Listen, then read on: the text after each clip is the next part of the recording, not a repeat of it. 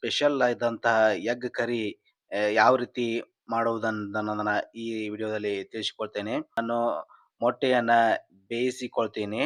Tomato ಸಾಕು ಇರಬಹುದು. ಒಂದು ದೊಡ್ಡದಾದ ಈರುಳ್ಳಿ ಹೆಚ್ಚಿಟ್ಕೊಂಡಿದ್ದೀನಿ. ಬೆಳ್ಳುಳ್ಳಿನೂ ತಗೋತಾ ಇದೀನಿ. ಜೊತೆಗೆ ಅಲ್ಲಾನು ಆಡ್ ಮಾಡ್ಕೊಳ್ತಾ ಇದೀನಿ ಮತ್ತು ಮೆಣಸಿನಕಾಯಿ 2 ದೊಡ್ಡದಾದ 2 ಮೆಣಸಿನಕಾಯಿಯನ್ನು ತಗೊಳ್ತಾ ಇದೀನಿ. ಹಾಗೆ ಕೊತ್ತಂಬರಿನೂ ಸ್ವಲ್ಪ ಆಡ್ ಮಾಡ್ತಾ ಇದೀನಿ. ಗ್ರೈಂಡ್ ಮಾಡಿ ಇಟ್ಕೊಳ್ತೀನಿ. ಕುದಿಸಿ ಇಟ್ಟುಕೊಂಡಂತಹ ಮೊಟ್ಟೆಗಳನ್ನು ನಾನು ಇದರಲ್ಲಿ ಸ್ವಲ್ಪ ಫ್ರೈ ಮಾಡಿ ಇಟ್ಕೊಳ್ತೀನಿ. ಅರ್ಧ ಹೋಳ್ ಈರುಳ್ಳಿಯನ್ನು ಈ ಬಾಣಲೆಗೆ ಹಾಕಿ ಫ್ರೈ ಮಾಡ್ತೀನಿ. ತರಬಹುದು ನಾನು ಆಡ್ ಮಾಡ್ತಾ ಇದ್ದೇನೆ ಈ ಪೇಸ್ಟ್ ಅನ್ನ. ಈಗ ನೋಡ್ತಾ ಇರಬಹುದು ನೀವು ಇಲ್ಲಿ ಬಬಲ್ಸ್ ಯಾವ ರೀತಿ ಬರ್ತಾ ಇದೆ ಅಂತ, ನೀರಿನ ಅಂಶ ಎಲ್ಲ ಹೋಗಿ.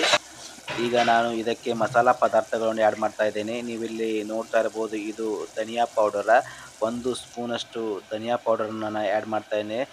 ಬೇಯಿಸಿಟ್ಟುಕೊಂಡಂತಹ ಮೊಟ್ಟೆಗಳಲ್ಲಿ 2 ಮೊಟ್ಟೆಗಳನ್ನು ನಾನು ಕಟ್ ಮಾಡಿ ಈ ಗ್ರೇವಿಯಲ್ಲಿ ಆಡ್ ಮಾಡ್ತಾ ಇದ್ದೇನೆ. ಜೊತೆಗೆ ಇನ್ನ 1 ಮೊಟ್ಟೆ, ದೀಡ್ ಮೊಟ್ಟೆಯನ್ನು ನಾನೇನ್ ಮಾಡ್ತಾ ಇದ್ದೀನಿ, ಅದನ್ನು ಕೈಲೇ ಕಿವುಚಿಕಾರ ಅದಕ್ಕೆ ಸ್ವಲ್ಪ ನೀರನ್ನು ಆಡ್ ಮಾಡಿ ಅದಕ್ಕೆ ಪೇಸ್ಟ್ ಗತೆ ಮಾಡಿ ಈ ಗ್ರೇವಿಯಲ್ಲಿ ಆಡ್ ಮಾಡ್ತೇನೆ. ಮಾಡಿ ಈ ಗ್ರೇವಿಯಲ್ಲಿ ಇದನ್ನು ಆಡ್ ಮಾಡಬೇಕು. ಗ್ರೇವಿ ನೋಡ್ತಾ ಇರಬಹುದು ಇಲ್ಲೇ ಅಗದಿ ಸೂಪರ್ ಆಗಿ ಬಂದಿದೆ.